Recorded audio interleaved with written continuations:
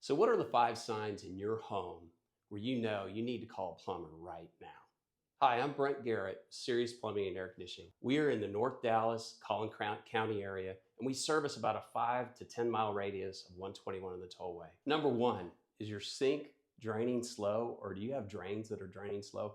Your pipes are talking to you. They're trying to tell you that you need to call a plumber right now. So what's a slow drain mean to you?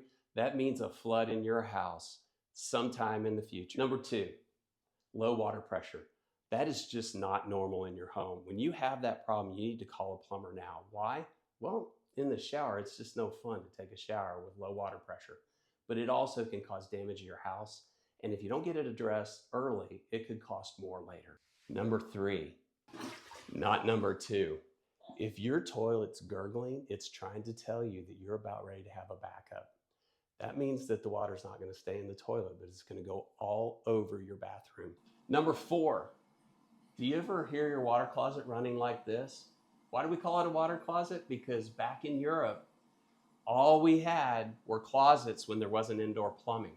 So where do they put the plumbing? They put it in the water closet, which that's what they call it. But you don't want your water running like this in your toilet.